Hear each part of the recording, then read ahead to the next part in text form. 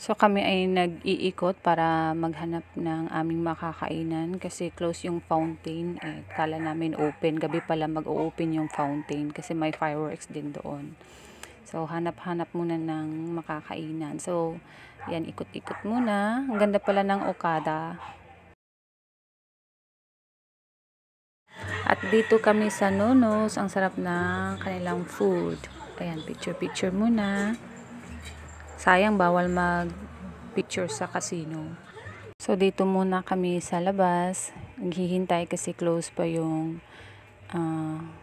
Grand Canal Mall. So, eto, nakapasok na kami. But, yung hinihintay namin is yung Bridge of Friendship pa yun. I don't know. So, waiting kami na mag-open. Wala naman!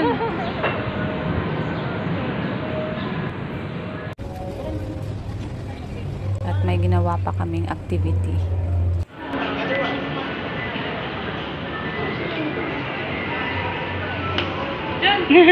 Naku, okay na siya.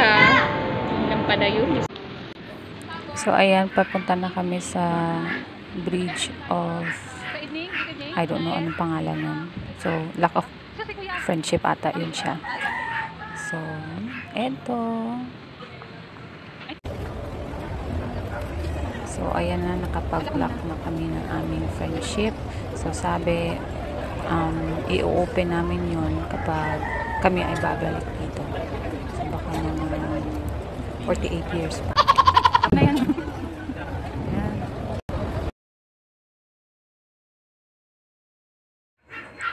So, after dito, umuwi muna kami. Punta muna kami ng Laguna sa village ng aking sis, ng aking friend. So, picture muna sa kanilang clubhouse.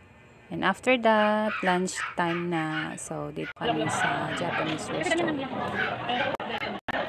Gutom yarn.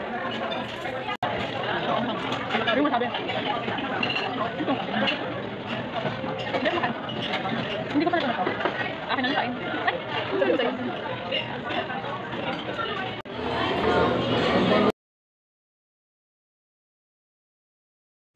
So, dito na kami sa AK.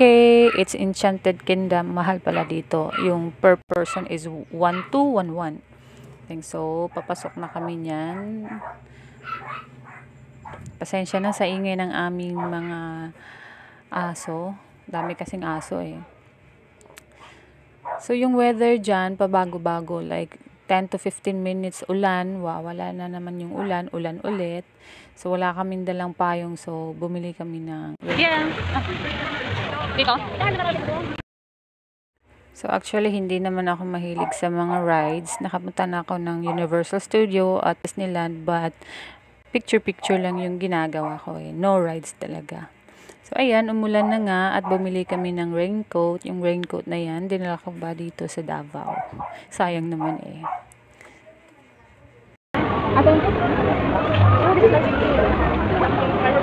Ikaw na muna para ano? Uwi ko pa sa Davao ha? Raincoat ko itong pag-bumotor eh.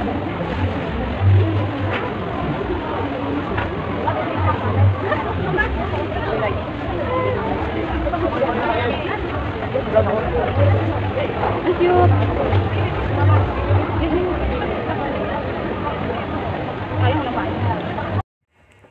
Pinipilit ako ni Lanisang na sumakay ng parang roller coaster na caterpillar lang, like for kids. No talaga ako. Kasi ayoko. Naka-experience na kasi ako sa Universal Studio. So, ayun. Pero, may sinakyan kami yung parang boat ata yun. So, confident pa naman ako doon. After that,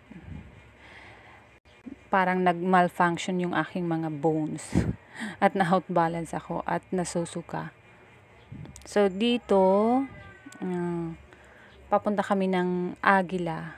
Sobrang cool at ang ganda talaga. Parang nilibot namin yung buong Pilipinas kasi 3D siya eh. Nakakatakot lang konti. Kasi yung upuan paikot-ikot. Like feels parang na-feel mo talaga yung paglipad. So, ayan. So, tumila yung ulan dyan. So, habang naghihintay, ayan, nasa loob na kami niyan.